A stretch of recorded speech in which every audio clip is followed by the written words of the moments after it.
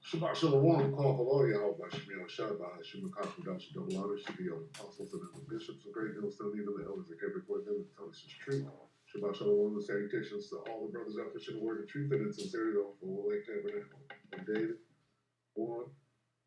Shabbat Shalom, the salutations to you all. This is the World War III Daily Update, and today is War and Rumors of War Tuesday, right? Where Refat here is going to point out what? What is he going to point out?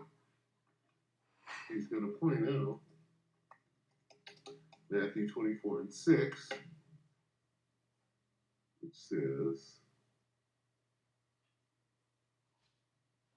in the King James first, wars and ye shall hear of wars and rumors of wars. See that you be not troubled, for all these things must come to pass, but the end is not yet.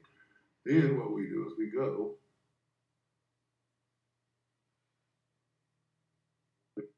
he says, rumors as well. Wars and rumors of war. We know that. NLT says wars and threats. So we have rumors and threats. Down here to the new, good news. Good news, and you got news of battles. Far we got noise of battles close by, and the news. Okay, rumors of wars, threats. Right? We're gonna nuke you. That's threats in the news. What else do we have? Aramaic, we have reports. We're going to hear battle and reports of war. Rumors of war, reports of war. Rumors of war, threats. Rumors of war, news. The news, reports. A report is the news. Now, with that in mind, let's listen to Refat give us the news. It's Trump's extraordinary meltdown after Iran's retaliation. CNN News report. See that? The news. Okay, right? Junta Ka report. See that report is in his name. I'll read that for you. All right, let's let Refat. He can give us a report. Take it away, Refat. When I addressed the deranged occupant of the White House, Donald Trump, as a mad dog in one of my videos, some of you were surprised by the news of my objective for this man. But his current state of mind, after getting a battery from Iran, proves exactly why I was right all along. Whilst it will be for the regional experts and analysts to assess who won this war after the dust settles, the public pronouncement and overall conduct of the stakeholders of this war give you a clear idea about the winners. And Iran is clearly winning despite being pushed against the wall by the so-called military might of American and Israeli terrorists. It's been just 4 days since the Israelis and Americans launched their illegal aggression against Iran, but Trump has already started losing his sanity. This would be the focus of my video tonight. Also in tonight's video, CNN journalists, not one, two journalists, are arrested by Israeli terrorists in Tel Aviv. Why? Because they were capturing the video of the destruction caused by Iranian missiles.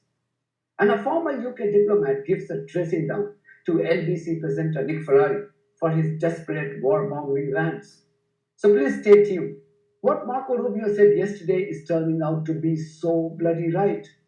This thug, Rubio, had said that the Americans were being forced to fight Israel's war. This has evoked strong reactions from the American public and some lawmakers too. Trump and his terrorist Israeli masters, Benjamin Netanyahu, had thought that they would be able to replicate the Venezuela model in Iran. And the Iran... Fair use. I'm not getting paid. This is for instructional purposes, teaching purposes only. All right. Not getting paid. Fair use, fair use. Would be on their knees within hours of their military transgressions. But Iran had other ideas. Despite the assassination of the supreme leader and top military commanders in a cowardly attack by Israelis and the Americans, Iranians pounded American and Israeli interest with a barrage of ballistic missiles and drones. I will take you through the kind of damage the Iranians have caused across the region. But let's see what these batterings have done to people like Trump. You only have to look at his public statement today to conclude that this deranged and sick man is clueless about his future move. Today he blasted Spain for not allowing the Americans to use its soil for military strikes against Iran. So what does he do? He said he would happily violate Spain's sovereignty and use their military base, and no one would be able to stop him from doing so. This is what happens when you make a street thug, a petty criminal, the president of your country. I mean, he doesn't even care about international law. He's openly saying that. But some of the European, like Spain, has been terrible. In fact, I told Scott to cut off all dealings with Spain. Spain, first of all, it started when every European nation, at my request, paid 5%, which they should. This is the 10 toes falling apart. Okay. You see why they're falling apart right now? This nigga right here is falling them apart. Doing. And everybody was enthusiastic about it, Germany, everybody. And Spain didn't do it. And now Spain actually said that we can't use their bases. And that's all right. We can use their bases if we want. We can just fly in and use it. Nobody's going to tell us not to use it. But we don't have to. But they were unfriendly. And so I told them that we don't want to. Spain has absolutely nothing that we need other than great people. They have great people. But they don't have great leadership. And as you know, they were the only country that in NATO would not agree to go up to 5%. I don't think they would have agreed to go up to anything. They wanted to keep it at 2%, and they don't pay the 2%. So we're going to cut off all trade with Spain. We don't want anything to do with Spain. This is how you would see. That's your war right there. This is what's causing war. Now Spain is like, really? Okay. Because we know in the end, right, that all these European nations are going to jump ship. Israeli terrorists talk to Palestinians when they snatch their land. This only shows the desperation of this man following a brutal response from the Iranians. Even people who once supported him and still do are now calling out the cowardice of him and his war criminal Israeli masters. Enjoy this clip from the Steve Bannon show. There's footage out there. People have to be, particularly now, people are being inundated with artificial intelligence, etc. So it takes a while to go through it. It looks like Tel Aviv is pounded overnight, and again today. Is some of that artificial intelligence? Are you confident talking to your sources? Because I've talked to people who said they are getting pounded, but I just want to make sure. Yeah, I think we're talking to some of the same people in some cases too. But I'm not even talking about the videos that I'm seeing on Twitter. I'm talking about people that I know in the region or who are part of the here in the region and have a lot of ties. That is not being reported officially, obviously, because the Israelis won't let that out. But there are people who are living in Tel Aviv who are sharing things that they probably shouldn't be.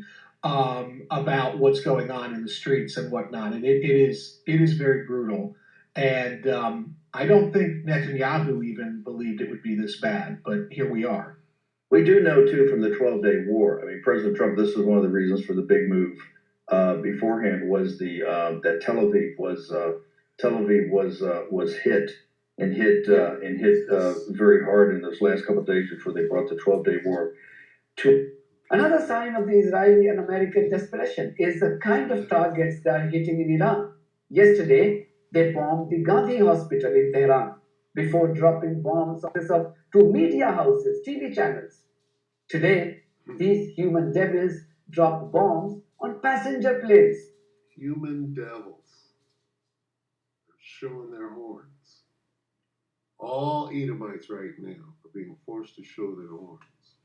Just to try to cover, as they try to cover their tracks, which it's spiraled out of control. Okay? Right now, one hand is washing the other. You can't have it both ways. You're being exposed as the devil as your horns grow. This is how brave these cowards are. Just because they're unable to defeat Iran militarily, they are venting who is this? of their frustration. Okay, so the video stopped right there. I was redoing it, so I played that portion. I'm just going to go ahead and end it here, since it's you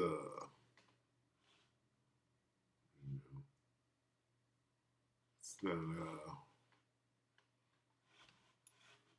I'm just going to get Revelation and go ahead and end it. So lucky about that. It's just the right thing to do. So here's let's see, is this it here? Rev 12 and 12. What is this? Revelation 12 and 12 in the King James. Therefore, rejoice ye heavens, and ye that dwell in them. Woe to the inhabitants of the earth and of the sea, for the devil has come down unto you having great wrath, because he knoweth that he hath but a short time. These devils know they're getting their asses whooped, and they're running out of options, right? So